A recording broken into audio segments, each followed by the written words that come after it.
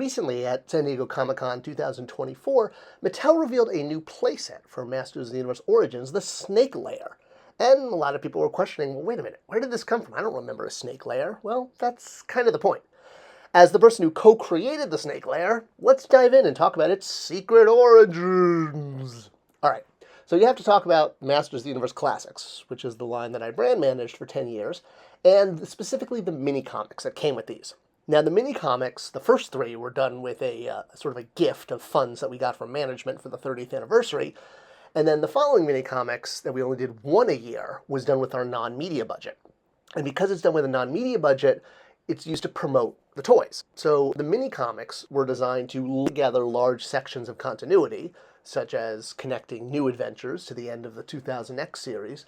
But it was also, more importantly, again, because it was being funded by non-media, was used to introduce new characters, new situations, new variants of major characters, like Fall of Eternia Skeletor here, or even bringing back characters like the Create a Character contest from the 80s and making them canon, if you will. So this was all deliberate in order to set up the possibility of making these as toys. In other words, sort of seed the idea that, hey, these characters exist. Would you like them as toys? Maybe. We could do it. Who knows? All right. So with that, I also have a big passion for the Snake Men, because what can I say? I like Indiana Jones. So I wanted to use classics as a way of expanding the Snake Men and introducing some new characters, and part of this was done just by dropping more Snake Men into the background. In fact, this Snake Man here became, it was Fangor. And this tiny little cameo was enough for fans to ask for a figure to be made. In fact, there's been multiple figures of Fangor made. So that actually kind of proves exactly the point of doing this in the mini-comics, of dropping in these new characters, because hopefully a few of them are wanted by fans. And one that was really wanted by fans was the queen of the Snake Men, Lady Hiss. So, I'm sorry, Lady Slyther. Hiss is King Hiss. Lady Slyther, I should know, because I co-created her. So part of it was, the idea that Valerian figured out and Star Wars ripped off, that if you put a character into a slave outfit, it's going to sell. And we already knew fans, at least sci-fi fantasy fans, are a big fan of this particular outfit. And there kind of is one in Masters of the Universe, especially related to the Snake Men. In the vintage mini-comics from the 80s, when the Snake Men were introduced, is coming out of a pit down in the bottom of Snake Mountain. Well, there was one panel there on the left, you can see, where King Hiss had a slave girl with him, who was, I guess, a Caucasian, captive or something, not actually a snake, so didn't actually have snake powers. Maybe she did. Maybe she turned into this. Who knows? The point is, instead of just introducing a slave girl, I wanted to do a snake woman who was important, and she was the ruler of another faction. Much like King Hiss has his faction, Lady Slyther had her faction. And Axel, being the co-creator of her, doing the visuals, I just wrote the words, based her, especially her headdress, off of Filmation. And this was actually deliberately done not just to tie connections to Filmation, but maybe we could do, these characters and use some head swaps and part swaps that were created for Lady Slyther. It was all done deliberately. So it's not just, a coincidence that these kind of designs show up. Axel's brilliant that way. So that was part of what went into the design of the new de facto leader of this other faction, which was in a different, I think it was in Trala, right? Yeah, that's where the mini-comic took place. So this was the section that the faction that the Unnamed One sent to Trala. He has different brigades, and King Hiss was the leader of one, and Lady Slyther the other, and she could rule the Snake Men from her throne.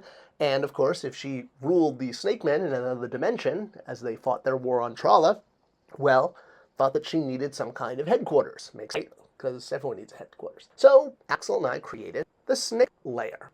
Now, this was basically, I gave Axel a description. I said, make it look like a playset we never had, but it should absolutely feel like a Masters of the Universe playset. And I was very specific about a front gate and a handle that looked like a bridge, but was used for a child to pick up the playset, just like Castle Grayskull. That was very deliberate.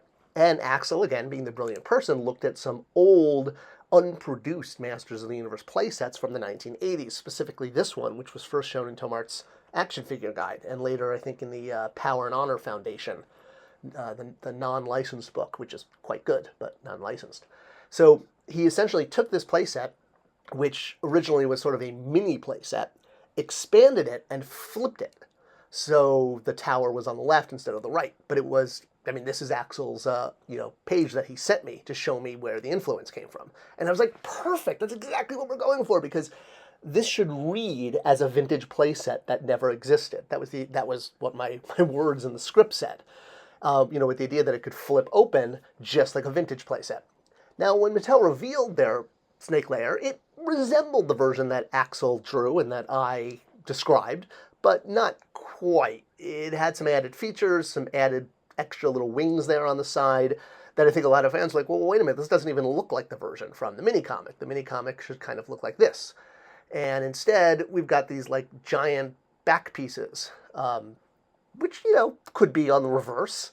But to me, the most important thing that it lost was that handle, because that says playset. It's the idea that that looks sort of just like a catwalk or something, but it really is a handle. We got Lady Slyther, which was awesome. I actually wasn't able to buy her because I missed her by the time she was flew off Mattel Creation. So it's very weird that there's a figure that I helped co-create that's out there that I never was able to buy. But I'm sure one day. I do have Fangor from the Classics line. And I'm hoping that maybe they make a Lady Slyth in Masterverse, so she's more in scale with Classics. But hey, I'm just excited she got made. And I'm really excited that the Snake Lair got made because, again, the Snake Man never had a playset in the vintage day. But I wish it read a little bit more. And I think those little elements made it read like a playset. So it's great that Lady Slyther has a place to hang out, and maybe she and King Hiss can fight for who gets to sit on the throne. And for all of you who ever wanted a Snake Man playset, well, you have one now. I hope this was a good insight into how the Snake Lair was originally conceived and thought of, and it's cool that it now exists as something we can buy. If you like this video, please do share it with others. It's the best way to support this channel. Thanks so much for watching, and I'll see you next time.